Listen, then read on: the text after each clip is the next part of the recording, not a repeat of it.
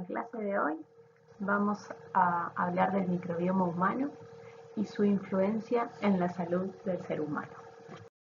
Vamos a comenzar realizando algunas definiciones, ¿sí?, de lo que es la microbiota y el microbioma. Vamos a hablar de cómo está compuesto el microbioma de adultos sanos y vamos a dar dos ejemplos. Vamos a hablar de la microbiota del tracto gastrointestinal y de la piel, y cómo desórdenes o desequilibrios en estas comunidades microbianas pueden generar enfermedades. En la segunda parte de la clase vamos a ver alteraciones de la salud debido a la presencia de microorganismos. Vamos a hablar de lo que son las infecciones microbianas, cuáles son los agentes de patogenicidad, factores de virulencia, y vamos a hablar también de lo que llamamos intoxicaciones. La bibliografía que acompaña esta clase es la misma que venimos utilizando a lo largo del curso. En particular, esta clase tiene el eje principal basado en los capítulos 24 y 25 del BROC. Comenzando lo que es la clase propiamente dicha, podemos decir que los organismos eucariotas conviven y han convivido desde siempre con microorganismos.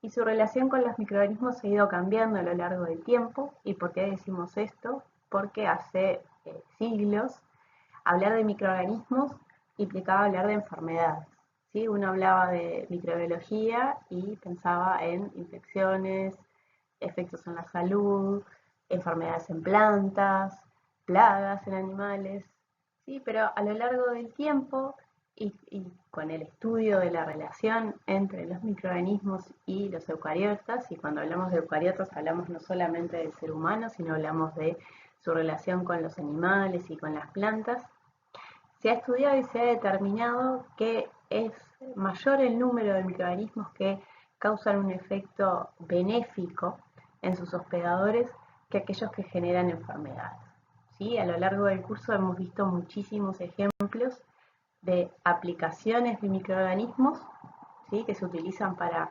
generar productos, procesos, antibióticos, metabolitos que han sido de gran utilidad para el ser humano. Y en la clase de hoy la idea es mostrarles cómo el ser humano habita en equilibrio con una gran comunidad microbiana que, lejos de causarle enfermedades, lo protege de enfermedades, de patógenos, y que desequilibrios en esa comunidad microbiana puede sí generar enfermedades. Entonces vamos a comenzar definiendo algunos términos, no para que se los aprendan de memoria, sí para hablar del mismo idioma a lo largo de toda la clase. Y vamos a definir la microbiota como la comunidad microbiana que está presente en un nicho particular. Por ejemplo, vamos a hablar de la microbiota presente en el tracto gastrointestinal o en la microbiota presente en la piel, ¿sí? Son las comunidades microbianas presentes en un lugar específico. Mientras que el microbioma se define como el conjunto total de microorganismos que habitan en un solo sistema. Y cuando hablamos de un solo sistema, hablamos de todo el ser humano. Es decir, que el microbioma es el conjunto de todas las microbiotas que están presentes en las distintas partes de nuestro cuerpo, ¿sí? Y luego vamos a definir lo que es el holobionte, ¿sí? Es una definición relativamente nueva y es lo que se llama, es una unidad ecológica que estudia la asociación entre el microbioma y el hospedero, la relación que tienen el microbioma y el hospedero. Tal ha sido la revolución del estudio del microbioma humano, que son muchísimas las investigaciones que giran alrededor de este tema, y hay lo que se llama el proyecto del microbioma humano, que agrupa diferentes grupos de investigación, en el cual los objetivos, las preguntas que pretende contestar este proyecto están planteadas en la diapositiva, ¿sí? Algunas de ellas es si los seres humanos comparten algún núcleo común de flora microbiana, si hay alguna asociación entre la microbiota de cada parte del cuerpo y el genotipo del hospedador, si hay alguna correlación entre el microbioma y la salud humana, ¿sí? Y estas son preguntas que a lo largo de muchos años y de mucha investigación se están tratando de contestar, ¿sí? Algunos datos, algunos resultados de este proyecto lo vamos a ir conversando a lo largo de la clase, ¿sí? Pero este proyecto no termina y hay perspectivas. Una de ellas es poder detectar indicadores que predispongan a enfermedades, determinar y diseñar terapias específicas que aseguren tener una correcta microbiota en alguna parte del cuerpo, lo cual redunde en una mejor salud, y el desarrollo de terapias más amigables con menos efectos colaterales. Este proyecto basa su hipótesis en que la salud del ser humano está basada en las comunidades microbianas que lo habitan, ¿tá? Y que un desorden, un desequilibrio en estas comunidades microbianas van a redundar, como dijimos previamente, en diversas enfermedades, ¿sí? Enfermedades gástricas, enfermedades a nivel de la piel, enfermedades a nivel del tracto respiratorio, enfermedades neurológicas. Es como que esta es la hipótesis de este proyecto, y a lo largo de los años si bien no están definidas aún las causas específicas de algunos desórdenes, sí se sabe que hay una correlación positiva entre un desequilibrio del microbioma y el desarrollo de determinadas enfermedades. Muchos de los estudios del microbioma humano y en particular de la microbiota de las diferentes partes del cuerpo ha podido, si bien es algo que tiene muchos años y que por supuesto comenzó con lo que era la microbiología clásica de aislamiento e identificación,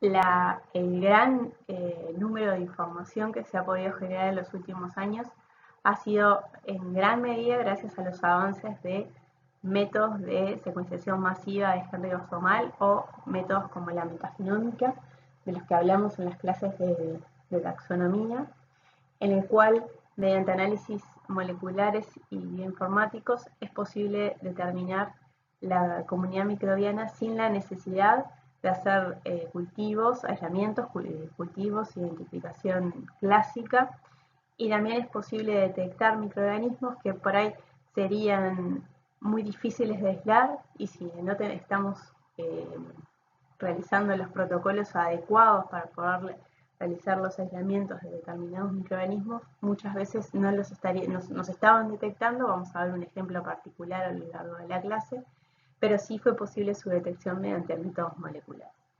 Entonces, el desarrollo de estos métodos ha favorecido también al avance del estudio del microbioma humano.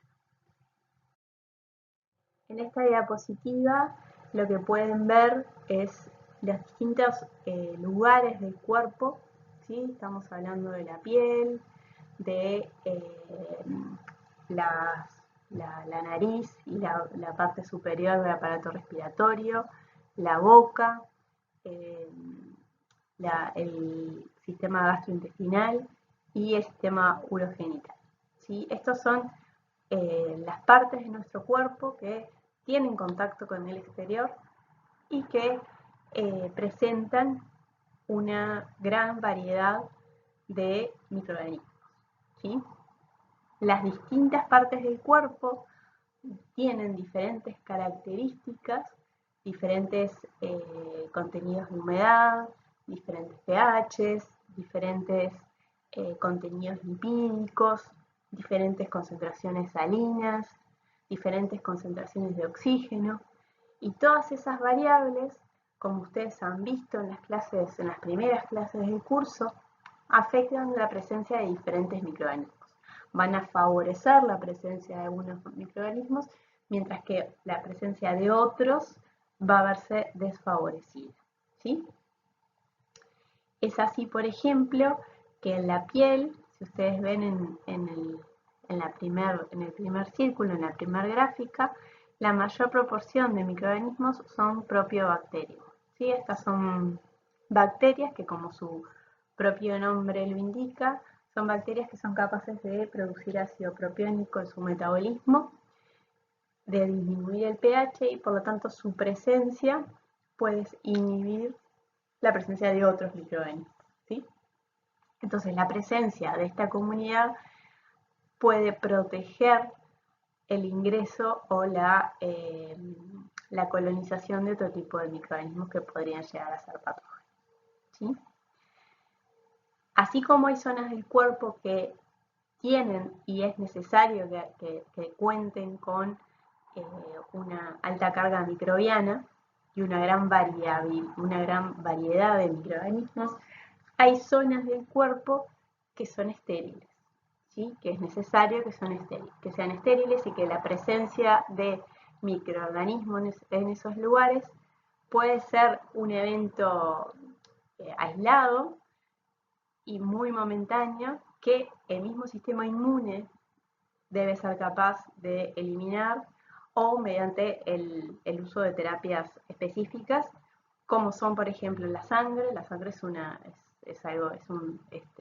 componente de nuestro cuerpo que es estériles, los bronquios y los pulmones son estériles, los riñones, la vejiga son organismos estériles, así como tenemos esos sistemas que tienen una parte que es estéril y otra no, por ejemplo el sistema respiratorio, como dijimos, la parte superior del sistema respiratorio es una zona que está en contacto con el exterior y que tiene una gran variedad de flora microbiana. La parte más baja del sistema respiratorio es estéril. A diferencia de este sistema, el sistema gastrointestinal es el único sistema de nuestro cuerpo que presenta flora microbiana a lo largo de todo el tracto gastrointestinal, desde la entrada en la boca hasta el colon, ¿sí? Lo vamos a ver en detalle más adelante. Entonces, a modo de ejemplo, vamos a hablar específicamente de la microbiota de dos lugares de nuestro cuerpo. Vamos a hablar de la microbiota de la piel y vamos a hablar de la microbiota del tracto gastrointestinal. Aquellos que quieran ahondar en la microbiota de los distintos lugares del cuerpo, en el BROC está especificado y detallado todas las partes que acabamos de ver, cuáles son los microorganismos predominantes, cómo varían y demás, ¿no? Entonces nosotros vamos a centrarnos y hablar un poquito más de lo que es la microbiota de la piel en principio. La piel, como ustedes saben, es un órgano muy complejo y es la principal barrera de protección contra la invasión de patógenos. Es una barrera mecánica y tiene una alta carga microbiana que puede ir entre el 1 por 10 a la 6 y 1 por 10 a la 10 organismos por centímetro cuadrado, ¿sí? Y no es una comunidad que sea siempre igual, ni a lo largo del tiempo para un organismo dado, ni para diferentes seres humanos, ¿sí? Cuando hablamos de un único organismo, la microbiota de la piel va variando a lo largo del tiempo, va variando con la edad, porque es una microbiota que depende de muchísimos factores. Uno de ellos, de las hormonas. Entonces la microbiota de la piel de un adolescente no va a ser igual que la microbiota de la piel de un adulto mayor. Va a ir variando a lo largo del tiempo, el contenido de lípidos en la piel va a ser diferente y por lo tanto eso va a redundar en diferentes comunidades microbianas. Eso es un ejemplo. Y además, para un único organismo, la piel es un órgano que tiene diferentes características según la parte del cuerpo. ¿Sí? Hay zonas más secas de la piel, como pueden ser los antebrazos. Hay zonas más húmedas, ¿sí? Como pueden ser las palmas de las manos. Y hay zonas con más contenido de lípidos, como por ejemplo atrás de las orejas, ¿sí? O las axilas. Entonces, todo es piel, pero las condiciones, los factores ambientales modifican o varían lo que sería la comunidad microbiana. ¿Sí? Entonces, en la diapositiva de la derecha se puede ver cuál sería la composición típica si se juntan, esto eran creo que 10 personas, cuál sería en promedio la composición general de la microbiota de la piel. Pero lo más interesante es lo que les decía hoy, y es que para diferentes zonas del cuerpo la microbiota va variando según, por ejemplo, el contenido de humedad y según el contenido de lípidos. ¿Sí? En este caso, en caso de pieles más grasosas, hay una alta concentración de propionibacteria. ¿Sí? Mientras que, por ejemplo, en las zonas más húmedas tenemos Corynebacterium y en las zonas más secas Beta-Proteobacterium. ¿Sí? Estos análisis no lo recuerdo, pero seguramente estuvieron hechos también mediante análisis del 16S, seguramente mediante secuenciación masiva. ¿Sí? Vamos a pasar ahora a hablar brevemente de lo que es la microbiota del tracto gastrointestinal. ¿Sí? Es la microbiota más abundante, ¿sí? Llega a 10 a la 13 células y es sumamente diversa porque a lo largo del sistema gastrointestinal se van dando variaciones muy grandes de los factores ambientales que condicionan la presencia de microorganismos. ¿Sí? A lo largo del tracto gastrointestinal tenemos, por ejemplo, zonas aerobias, zonas con poco nivel de oxígeno y zonas totalmente anaerobias. Entonces la diversidad microbiana en todas esas partes van a ser bien diferentes. Los pHs también son sumamente diferentes. Tenemos por un lado el pH del estómago, que está alrededor de 2, y el pH del colon, que es cercano a la neutralidad. ¿Sí? Entonces eso también condiciona la presencia de determinados grupos microbianos. ¿Sí? Lo otro que sucede es que en una línea del tiempo, en un órgano determinado del tracto gastrointestinal, la composición microbiana va a ir variando. Y va a ir variando en función de las distintas concentraciones nutricionales que hacen. Cuando nosotros comemos, la comida se ingiere, pasa al estómago, luego pasa al duodeno, pasa al intestino delgado, al intestino grueso. Entonces, en cada etapa, a lo largo de varias horas, eso que nosotros ingerimos va recorriendo diferentes órganos. Entonces, a lo largo va dando ese recorrido, va variando la composición de nutrientes y eso hace que vaya variando no cuáles microorganismos, pero sí la concentración de cada uno de ellos. ¿Sí? La presencia de estos microorganismos a lo largo del tracto gastrointestinal tienen varias funciones, ¿sí? Facilitan la digestión y la nutrición. Vamos a ver un ejemplo particular. A nivel del intestino delgado, produce vitaminas y aminoácidos que no es capaz de producir el ser humano y sí son absorbidos a nivel intestinal gracias a que estos microorganismos lo producen. Su presencia estimula el sistema inmune y también produce intermediarios que interactúan en el sistema nervioso. Y está estudiado, está definido que hay una correlación entre la microbiota del tracto gastrointestinal y algunas enfermedades como por ejemplo el autismo. Si bien aún no se conoce cuáles son los microorganismos que favorecen esta enfermedad, sí se sabe y se han confirmado que un desorden en la microbiota genera enfermedades como el autismo. ¿Sí? Esta diapositiva tiene como objetivo, bueno, refrescar un poquito cómo sería la secuencia de los órganos en el tracto gastrointestinal. A la derecha, a la izquierda, perdón, se puede ver el listado de los microorganismos más comunes encontrados en cada uno de estos órganos. Y este sistema tiene la particularidad, como les decía previamente, de que a lo largo del tracto gastrointestinal va disminuyendo la concentración de oxígeno hasta tornarse totalmente anaerobio y va también aumentando el pH a lo largo del sistema, pasando de un pH alrededor de 2 en el estómago a un pH cercano a la neutralidad en el intestino grueso y el colon. ¿Sí? Otra particularidad es que hasta hace no mucho tiempo, hasta hace unos 40 años, se creía que el estómago era un órgano estéril, ¿sí? No se habían podido aislar microorganismos del estómago. Además, todo lo que ustedes han estudiado en las primeras clases del curso nos hacen, no sé, nos hacen tender a pensar que en un pH de 2 sería casi imposible que microorganismos pudieran crecer.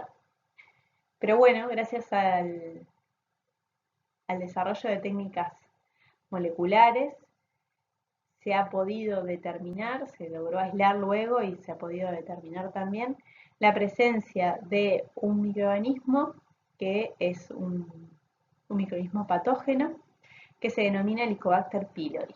¿Sí? Este es un microorganismo que habita el estómago, es capaz de crecer a pHs de 2 y se ha correlacionado con enfermedades como úlceras de estómago, cáncer de estómago, gastritis, ¿sí? Hay una muy alta, cercana a la mitad de la población que es portadora de esta bacteria y se ha determinado una correlación positiva entre la presencia de estas enfermedades como úlceras o cáncer de estómago y la presencia de Helicobacter pylori. ¿Qué quiere decir esto? Que aquellas pacientes en los cuales se ha determinado úlceras o cáncer, se ha determinado que el agente causal de esas enfermedades ha sido Helicobacter pylori.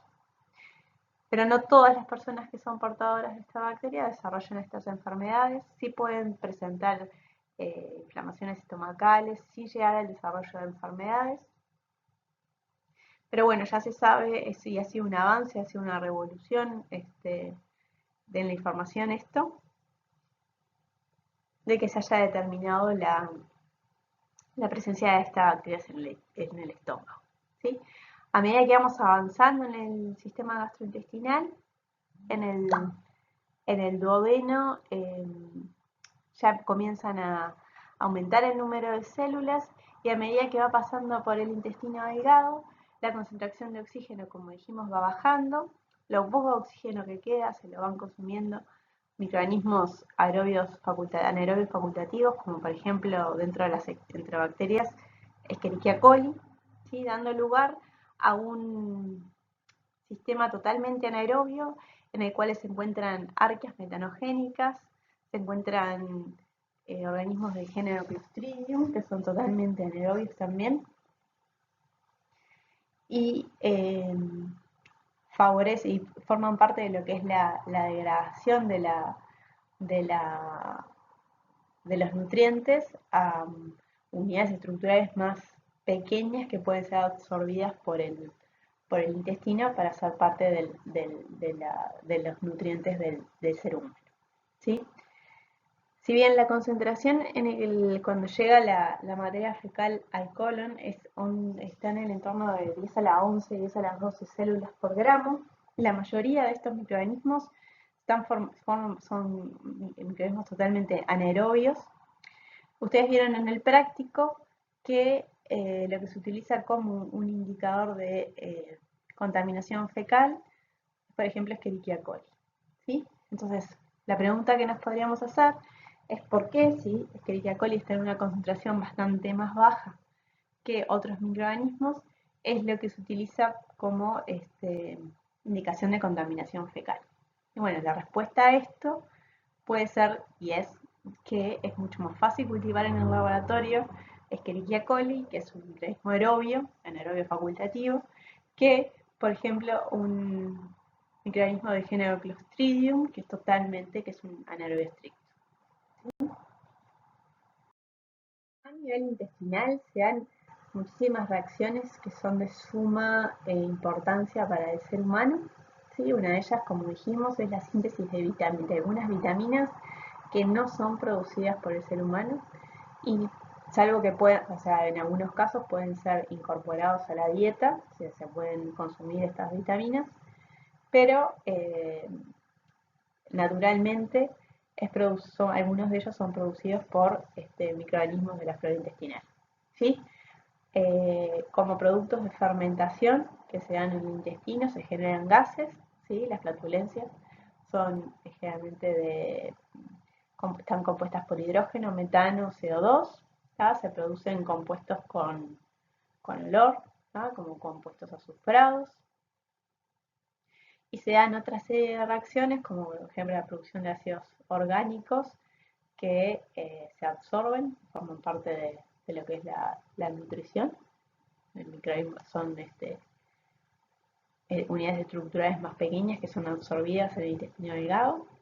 Y también se dan sustituciones de esteroides que son utilizados a nivel hepático. Mientras el microbioma esté en equilibrio, es decir, todas las comunidades microbianas se encuentren en equilibrio, todo funciona de manera correcta.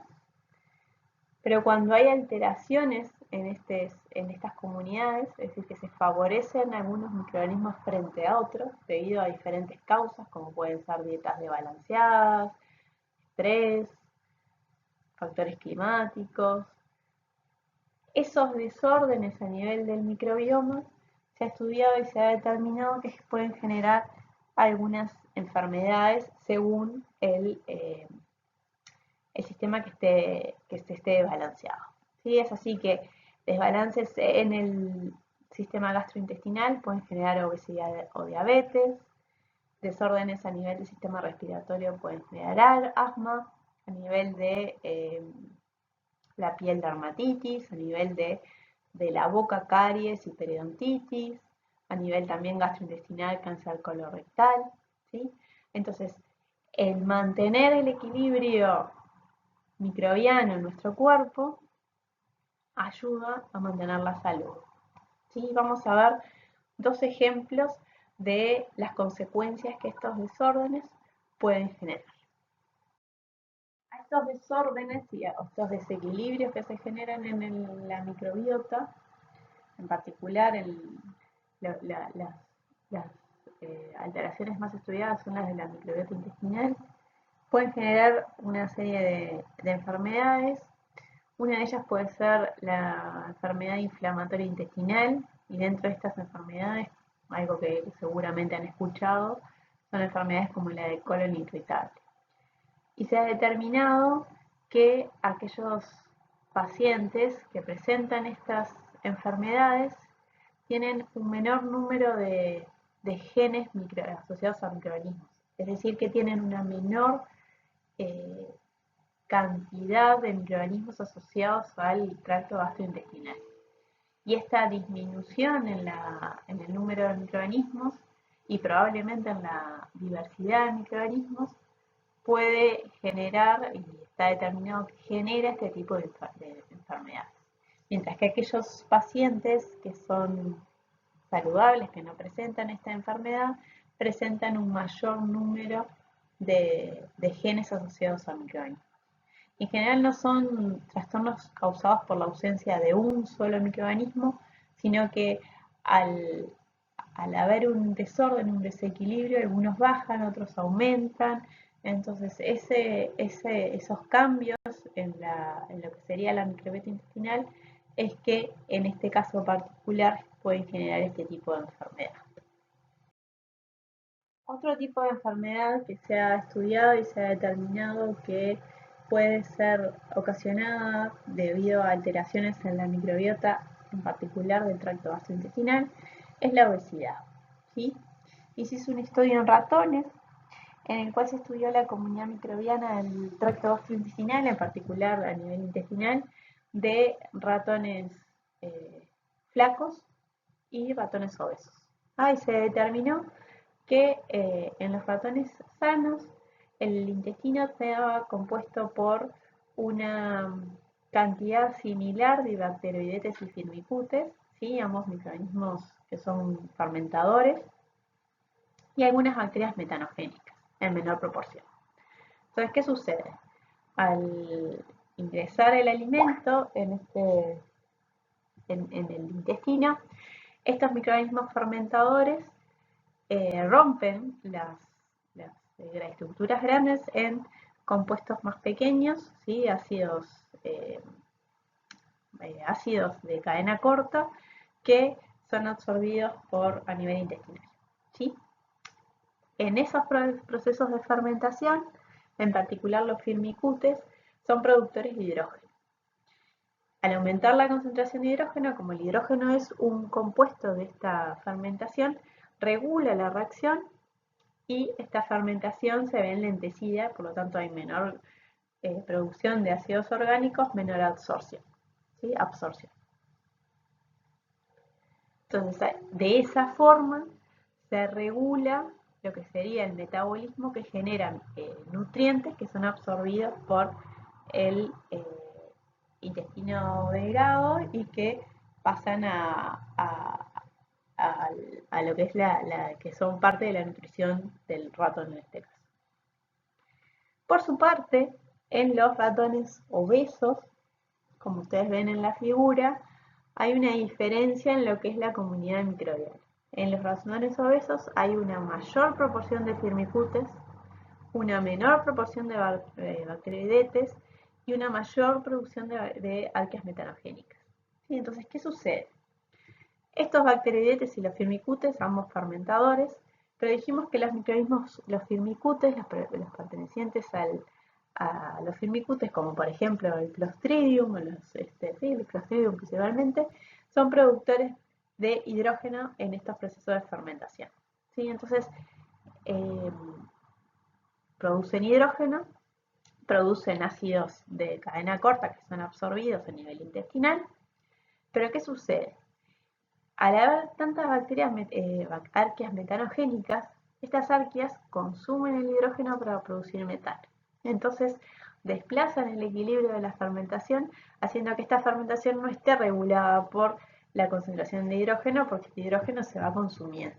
Entonces, hace que este consumo de hidrógeno genere más fermentación, más producción de ácidos de cadena corta que van a ser absorbidos y esa absorción de esos nutrientes va a generar la obesidad. ¿Sí? Y en estos casos, lo que es la obesidad está ocasionada por un desbalance a nivel de la flora intestinal. ¿Sí?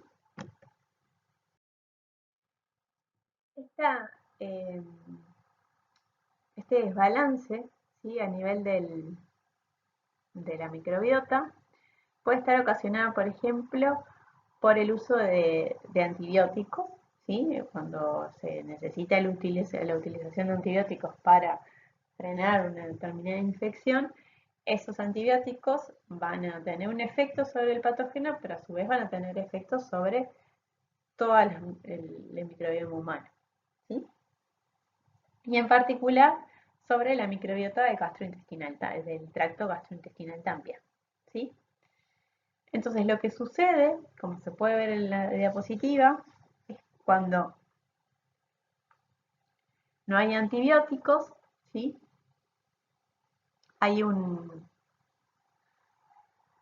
Tenemos en la línea roja, ¿sí? Cuando no tenemos antibióticos, tenemos una alta concentración de flora microbiana que comienza a disminuir cuando se está ingiriendo, se está aplicando ese antibiótico, ¿sí? Cuando el antibiótico deja de administrarse, las comunidades microbianas comienzan a restablecerse y comienzan a aumentar en su número de vuelta. Pero ¿qué sucede? Puede haber microorganismos que son parte de la microbiota intestinal, como por ejemplo Clostridium difficile, ¿sí? Que es un patógeno, un microorganismo que puede transformar en lo que se llama un patógeno oportunista. ¿Sí? Un microorganismo que está presente como flora normal, que ante determinadas condiciones ambientales puede aumentar su número y pasar a transformarse de un microorganismo que es parte de la flora normal a pasar a ser un patógeno y causar una enfermedad. ¿Sí?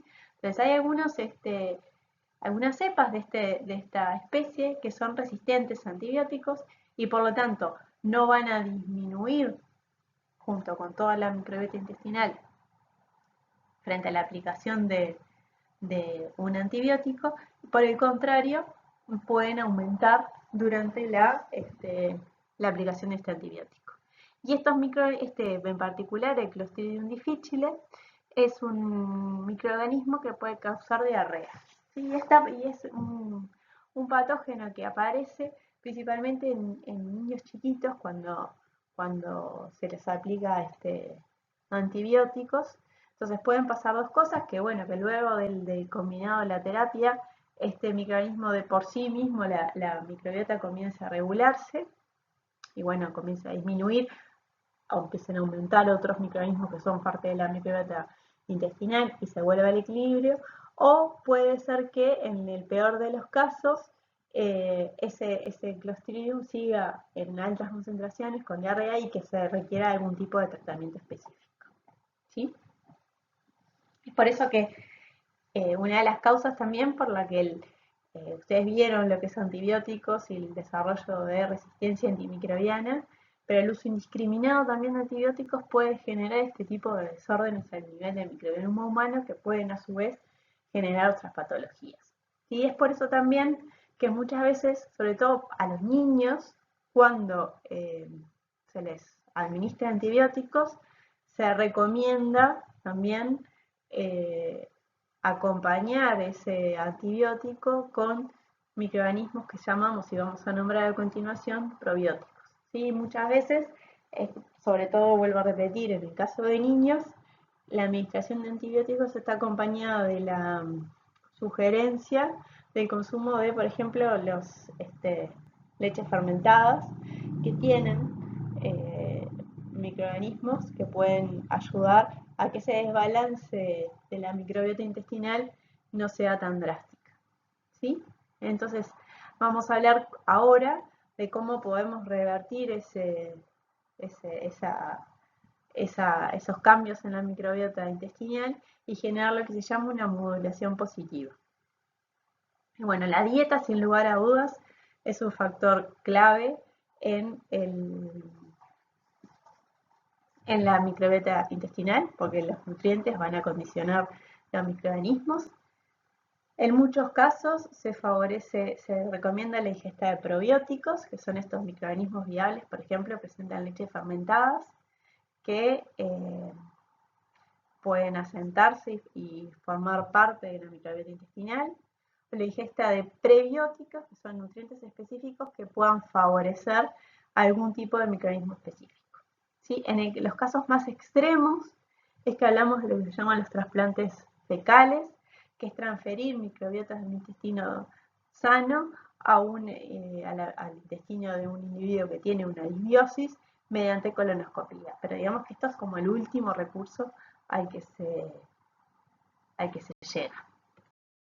Entonces, hablando un poquito de lo que son los probióticos, que son una alternativa que además está sumamente de moda, ¿sí? Para restablecer, mantener el equilibrio de lo que es la flora gastrointestinal.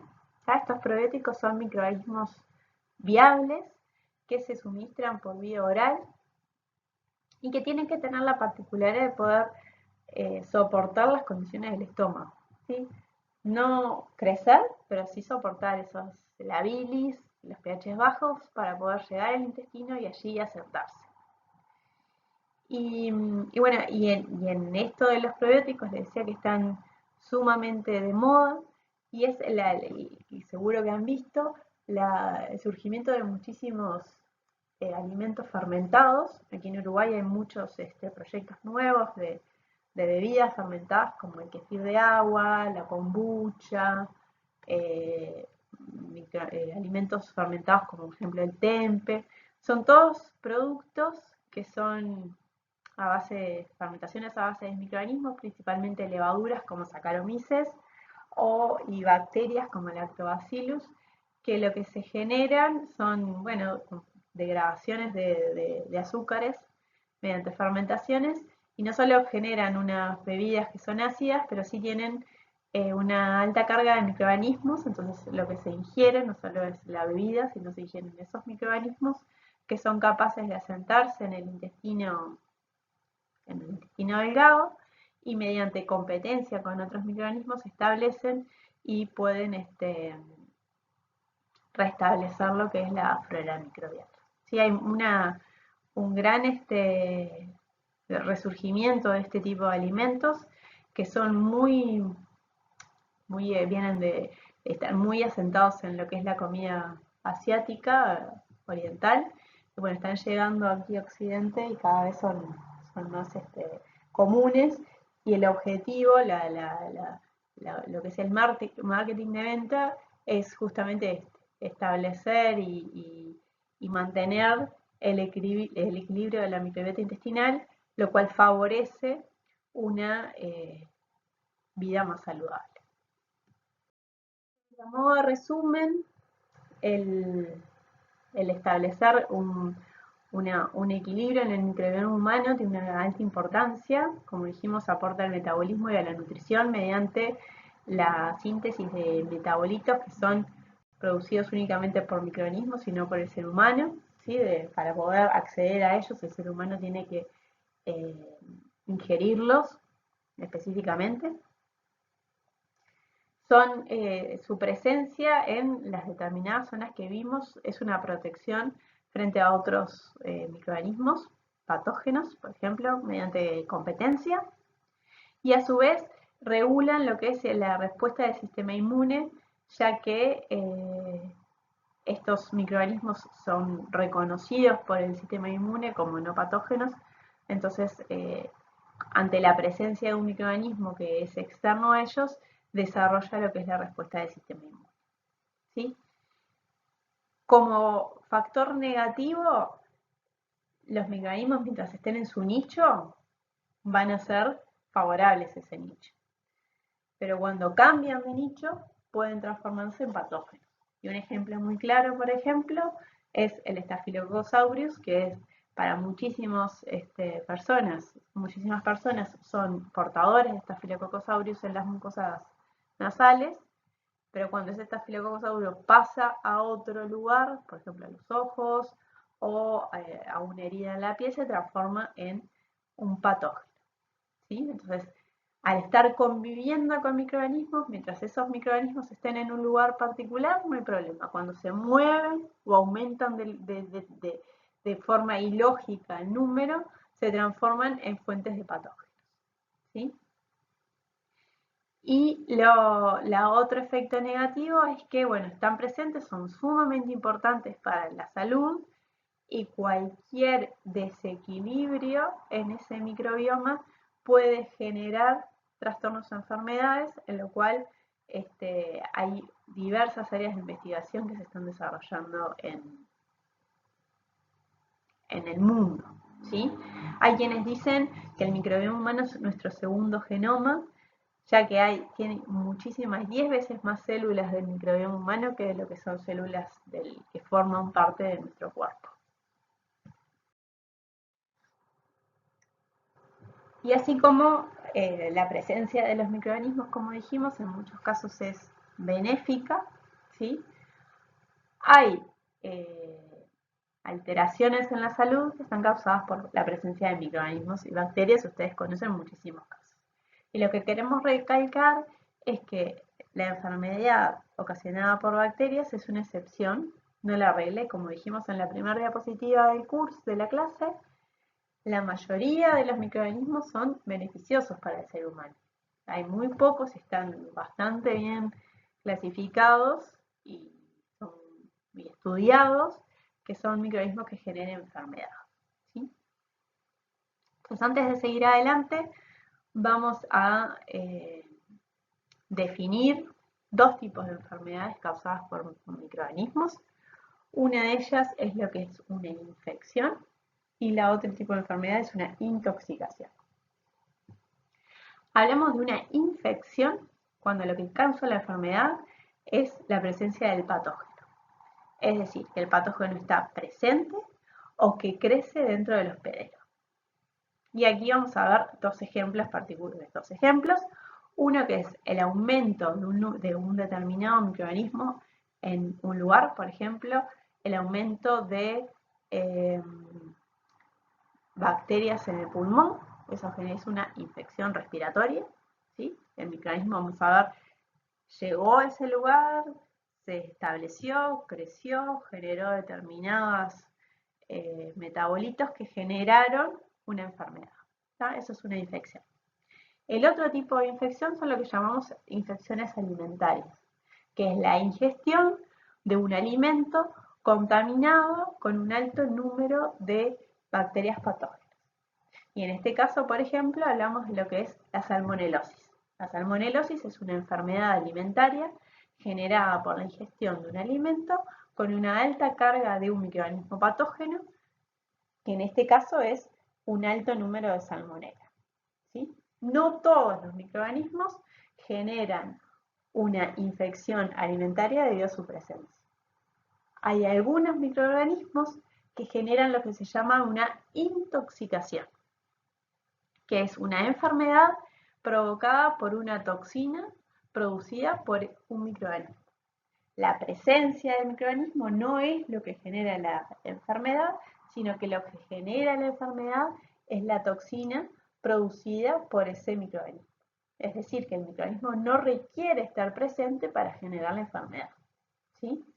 Y un ejemplo de esto es, por ejemplo, un ejemplo de intoxicación alimentaria, como por ejemplo la ingesta de la toxina botulínica producida por Clostridium botulinum.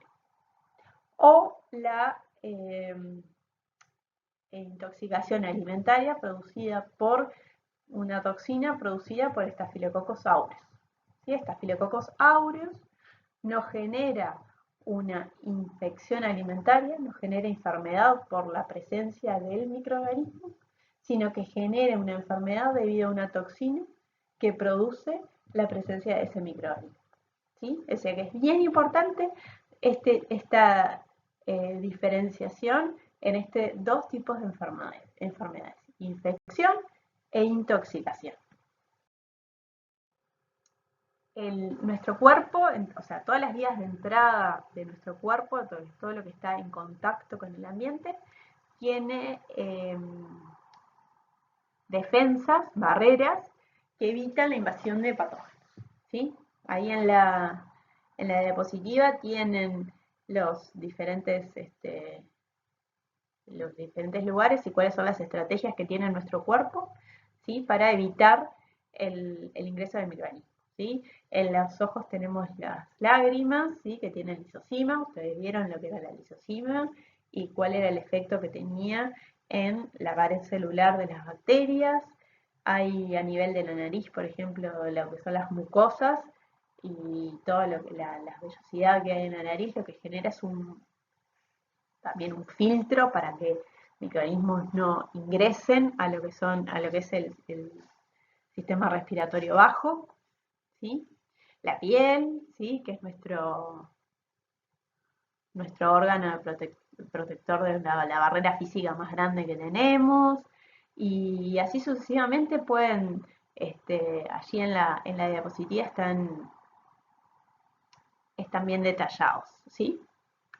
Hay factores de riesgo, ¿sí? Hay de vuelta la dieta, el estrés, la mala nutrición, las edades. Los niños más pequeños y los adultos mayores son más susceptibles a la invasión de patógenos que una persona de 20, 30 años, ¿sí?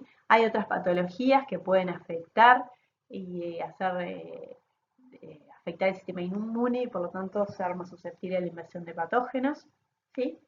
El cuerpo trata de diversas formas de evitar que microorganismos colonicen las distintas partes del cuerpo. Una vez que los microorganismos, hay algunos de ellos que tienen la capacidad de enfermar, y aquí es que vamos a definir lo que es la virulencia. La virulencia es el grado de daño que puede causar un patógeno, ¿sí? Y la virulencia es una asociación cuantitativa, ¿sí? Y se puede determinar cuán patógeno es un microorganismo determinando la dosis o el número de células de un patógeno que es capaz de matar a la mitad de una población de animales en un determinado tiempo. ¿Sí? Estos son ensayos que se hacen en ratones. Y cuanto menor sea el número de células que se necesitan para matar la mitad de una población, más virulento va a ser ese microorganismo. ¿Sí? Entonces aquí en la diapositiva tienen, por ejemplo, tienen dos ejemplos. Uno, el Streptococcus pneumoniae, que es el agente causal de la neumonía, ¿sí? Y ahí tienen que alrededor de 10 a la 2 células mata el 100% de la población, ¿no? O sea que es un microorganismo que es bastante virulento, ¿sí? La virulencia es una característica que es dependiente de cepa más que de especie, ¿sí? Hay diversas cepas, por ejemplo, de Streptococcus pneumoniae, algunas que son más virulentas que otras, ¿sí? Esto está principalmente asociado a la capacidad de producir cápsula, ¿sí? Y hay determinados factores, ¿sí? Que se llaman factores de virulencia y que vamos a hablar de ellos más adelante en la clase, en lo que sigue de la clase, que hacen que algunos microorganismos sean más patogénicos que otros, ¿sí? Es posible perder esta patogenicidad, por ejemplo, en el laboratorio subcultivando las cepas, ¿sí? En distintos cultivos, repiques. Esos factores de virulencia a veces se pierden y estas cepas pasan de ser cepas patógenas a lo que se llaman cepas atenuadas, ¿no? Son cepas de la misma especie que perdieron la patogenicidad. Y estas cepas atenuadas pueden utilizarse para la producción de vacunas en base a organismos vivos, ¿tá? Que son las vacunas más efectivas, ¿sí? Porque le estamos mostrando al sistema inmune cuáles son las bacterias que generan enfermedad y por lo tanto desarrolla la inmunidad frente a esas bacterias específicas.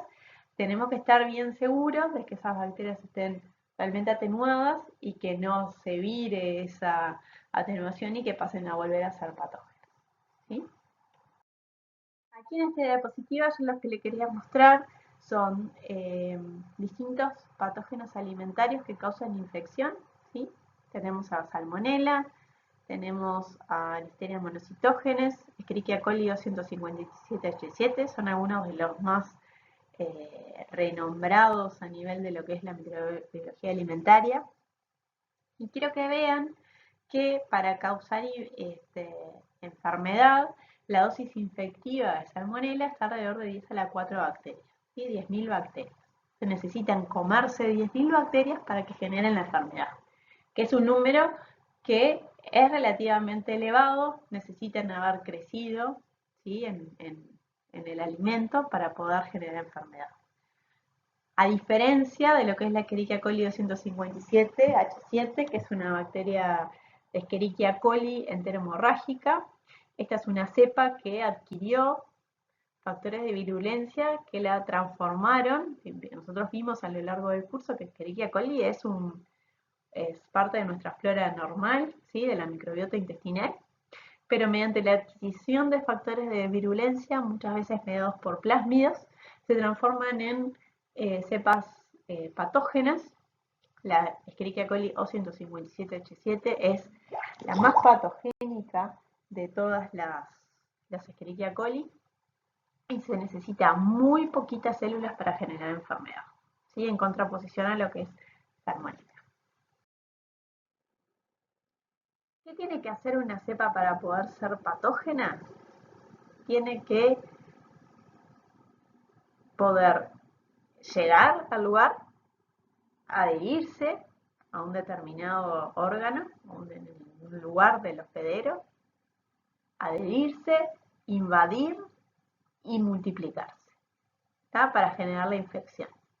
Una vez que infectó, puede invadir otros órganos, ¿sí? Y generar una nueva infección, o una vez que está en el lugar, a su vez generar determinadas toxinas que a su vez van a generar más daño, ¿sí? Pero un microorganismo tiene que poder cumplir todas estas etapas para poder generar la infección, ¿sí? La diapositiva tratamos de resumir, ahora vamos a hablar un poquito de cada uno de ellos, los diversos factores de virulencia que puede presentar un microorganismo, ¿sí? Puede presentar factores de virulencia que favorezcan la adhesión a un hospedero, pueden generar enzimas que hidrolicen los tejidos del hospedero y eso favorezca un daño y favorezca, por ejemplo, la liberación de nutrientes para el patógeno. Puede tener la presencia de cubiertas extracelulares como cápsulas o exopolisacáridos también, que lo que hacen es favorecer dos cosas, favorecer también la adherencia al hospedero y a su vez funcionar como una barrera al sistema inmune, ¿sí? O a lo que son los antibióticos, ¿sí? Es como una barrera de protección. Pueden producir toxinas, ¿sí? Pueden tener sistemas de competencia por hierro, entonces compiten por hierro con el hospedero.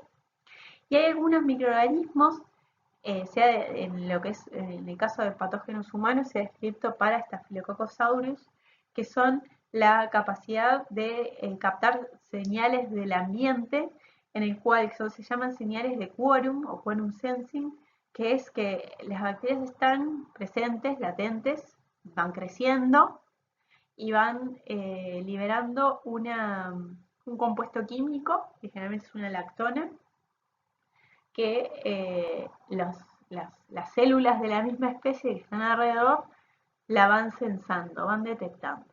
Y cuando las bacterias detectan que hay un valor umbral de esa señal de quórum, dicen, somos una cantidad suficiente para generar, para atacar y generar daño, y ahí es que se libera, por ejemplo, la producción de enzimas hidrolíticas que rompan tejidos, ¿sí? Y ahí infectan, generan daño y colonizan, y ahí son capaces de pasar a otros órganos, ¿sí? Ese tipo de funcionamiento, en el caso de patógenos humanos, ha sido descrito en Staphylococcus aureus y se ha descrito muchísimo en patógenos de plantas, ¿sí? Que funcionan de la misma forma, van creciendo en las raíces, por ejemplo, de las plantas o en el xilema, y cuando detectan que hay mucha cantidad de las bacterias, generan esas enzimas que degradan los tejidos, por ejemplo, pectinasas, y emblandecen los tejidos.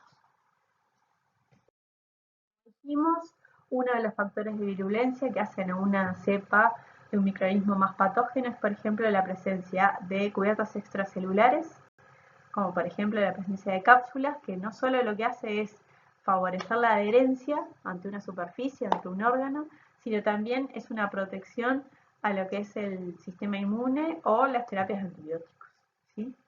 También la presencia de apéndices celulares como frimbias, pilis o flagelos, que lo que hacen de vuelta es favorecer la interacción entre el patógeno y el hospedero.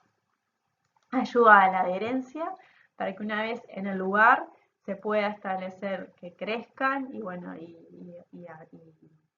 que puedan ocurrir todas las etapas necesarias para la infección. Otro factor de virulencia que puede estar presente en algunas cepas de microorganismos es la presencia de proteínas específicas que van a favorecer a un reconocimiento específico entre el patógeno y el hospedero, ¿sí? Los patógenos tienen proteínas de adhesión llamadas adhesinas que reconocen receptores de la membrana de cada tejido, entonces de vuelta son reconocidos y se favorece la adherencia entre el patógeno y el hospedero. Este tipo de proteínas también es reconocida en algunos virus. Fue descrito, por ejemplo, en las partículas de los viriones del coronavirus, ¿sí? En el cual tenían proteínas que rodeaban, que estaban formando la parte de la cápside del virus y que reconocían receptores específicos de las membranas del tejido humano y ahí hacían la adherencia y la infección. Otro factor de virulencia es la producción de enzimas que causen daño a nivel del tejido. Un ejemplo, por ejemplo, son enzimas como la hialuronidasa, ¿sí? El ácido hialurónico lo que hace es establecer compactación entre las células de los tejidos, y al degradar este componente se degrada esa estructura del tejido y se genera daño, ¿sí? Hay otros microorganismos que, por ejemplo, tienen la capacidad de producir coagulasa, como es el caso de Staphylococcus aureus, que lo que hacen es, producir esos coágulos que rodean a los microorganismos patógenos, evitando que por ejemplo, que llegue lo que sería la respuesta inmune, ¿sí? Estas son estrategias, todas, generalmente los microorganismos no tienen todos los factores de virulencia, pero algunos de ellos pueden tenerlos combinados. Otro factor de virulencia es la producción de toxinas, ¿sí? Y hay varios tipos de toxinas. Una de ellas son las exotoxinas, o sea, son toxinas que son secretadas por el patógeno durante el crecimiento. Son solubles, son sensibles a la temperatura, son más comunes en gram positivos, son sumamente tóxicas, ¿sí? Una concentración muy bajita, en el orden de nanogramos, son capaces de generar enfermedad. Y hay dos ejemplos de los que vamos a profundizar un poquito, y son las neurotoxinas de Clostridium botulinum y de Clostridium tetani. El Clostridium botulinum es un microorganismo que genera una intoxicación alimentaria, ¿sí? Como dijimos más adelante, es un microorganismo más atrás en la clase, perdón. Clostridium botulinum es una bacteria gram positiva que es capaz de formar esporas, que está presente en la tierra, en muchísimos vegetales, que por sí solo no es un patógeno, pero ¿qué sucede? Cuando en determinadas condiciones, cuando se generan, por ejemplo, es muy común en conservas de morrones, por ejemplo, cuando se genera, anaerobiosis, porque se generan, son frascos que se llenan hasta arriba, se genera vacío, se genera ausencia de oxígeno, y los pH de los alimentos están por encima de 4,5, y el proceso de esterilización no es lo suficientemente adecuado. ¿Qué sucede? Estas esporas con un shock térmico pueden ser activadas, y en el alimento, una vez que fueron activadas en condiciones de pH que por encima de 4,5, que se favorece su crecimiento, en anaerobiosis estos microorganismos pueden comenzar a crecer, y una vez que comienzan a crecer, comienzan a producir la toxina. Entonces, cuando nosotros nos vamos a comer esa conserva, por ejemplo, lo que nos va a hacer daño va a ser el consumo de la toxina botulínica. Por eso es importante, cuando uno va a comer un enlatado, una conserva, si la tapa está hinchada, eso no hay que consumirlo, porque es probable que este microorganismo haya crecido en su metabolismo, haya producido hidrógeno, haya hinchado la lata, y es letal, es una toxina que y una vez, ahora menos, pero una vez cada mucho tiempo se generan muertes por ingesta de la toxina botulínica. Es una toxina que se utiliza también, no sé si esto es anecdótico, si han escuchado hablar de lo que es el Botox, que se aplica en las arrugas. Entonces lo que hace esta toxina es generar parálisis y contracción muscular. Entonces en esa contracción muscular las arrugas se estiran, ¿no? Entonces es una neurotoxina. Y otra toxina que se ve que también es producida por una especie del mismo género, que es Clostridium tetani. Esta es una bacteria que se transmite cuando en pichaduras de alambres o a veces en pichaduras de rosas que son de vuelta, son bacterias esporuladas que están en esos hábitats. Entonces cuando se pinchan en la piel, son pinchadas, funciones profundas. ¿Qué pasa? Es como una inoculación de la espora y bueno, en las condiciones ahí en la picadura se genera anaerobiosis, están todos los componentes celulares a flor de piel para hacer nutrientes de esta espora germina, empieza a crecer y en su crecimiento en el lugar de genera la infección y además genera toxina. O sea que genera una intoxicación por la toxina del tétanos, ¿sí? Otro tipo de toxinas son lo que se llaman las citotoxinas, que son toxinas que dañan la membrana celular, generando lisis. Y dentro de estas citotoxinas están, por ejemplo, las toxinas que generan hemólisis, ¿sí? O las fosfolipasas. Son todas de vuelta toxinas que lo que hacen es degradar la membrana celular, generando la lisis celular. Otro factor de virulencia es lo que se llama las endotoxinas bacterianas, que no son, a diferencia de las exotoxinas, estas no son toxinas no son productos que se secretan al medio, sino que son componentes de la estructura celular que se liberan por la lisis del patógeno. ¿Sí? Si ustedes recuerdan de las primeras clases donde vieron lo que es la estructura celular, las bacterias gram negativas tenían peptidoglicano, tenían una membrana y una membrana externa, ¿sí? Esta membrana externa estaba compuesta por diferentes compuestos. Uno de ellos, y el que estaba más cercano al interior celular, era el lípido A. Este lípido A es el que es el componente tóxico, ¿tá?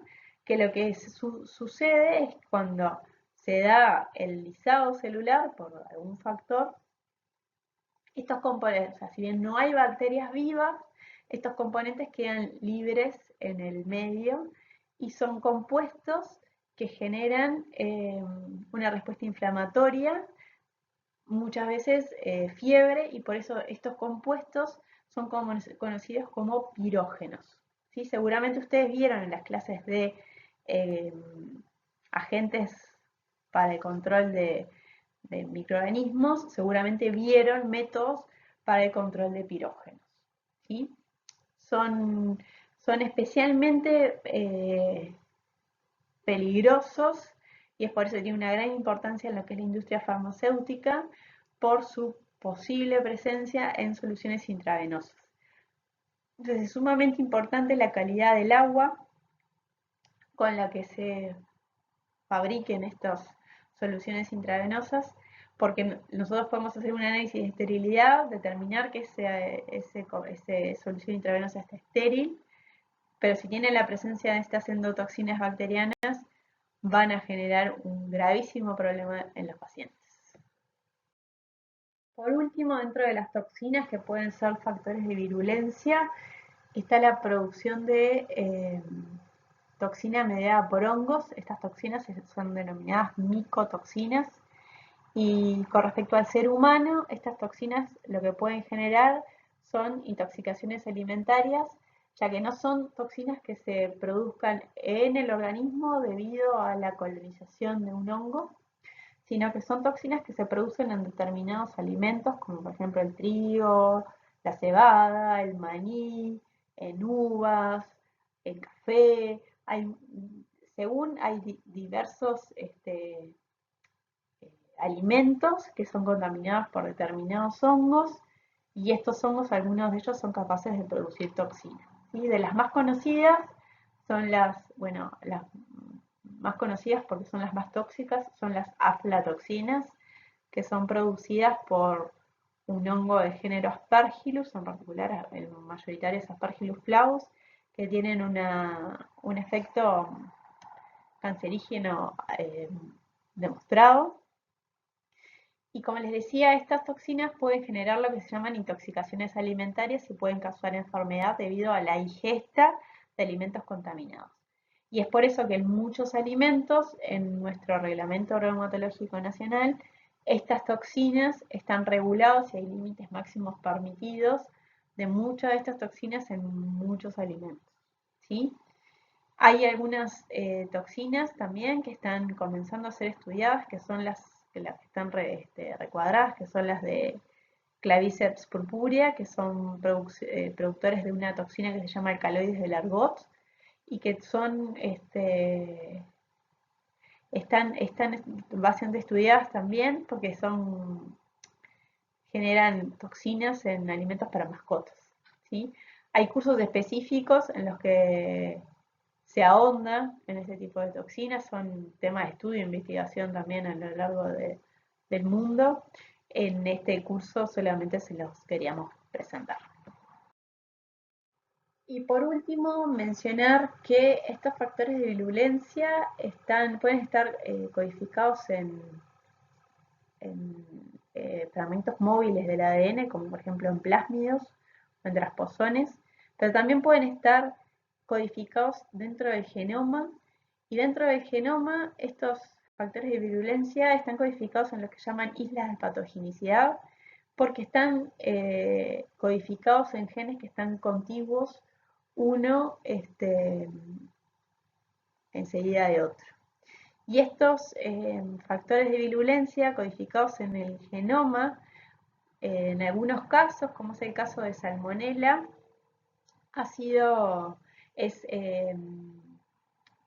es utilizado, estas secuencias son utilizadas para diseñar cebadores que permitan detectar la presencia de estos organismos, por ejemplo, en los alimentos. ¿Sí? Hoy si bien la microbiología clásica nos sigue acompañando, hay muchos sistemas comerciales que ya están validados y que están altamente utilizados en la industria alimentaria, que en lo que se basan es en la detección de la presencia de genes que están involucrados en los factores de virulencia que hemos visto, y principalmente factores de virulencia, bueno, principalmente no, algunos de ellos son los que están codificados en plásmidos. ¿Sí? Hay factores en el genoma de la bacteria.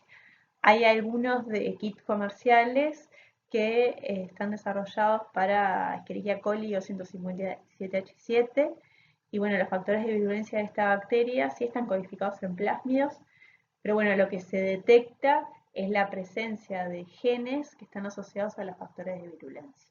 Y hoy de verdad que hay muchos kits comerciales, principalmente en la industria de alimentos, que se utilizan en nuestro país. Los frigoríficos principalmente utilizan ese tipo de kits comerciales para la detección de los patógenos requeridos en la normativa, y también esto es la parte de detección de alimentos patógenos, también es ahondado en cursos que se dan en la cátedra.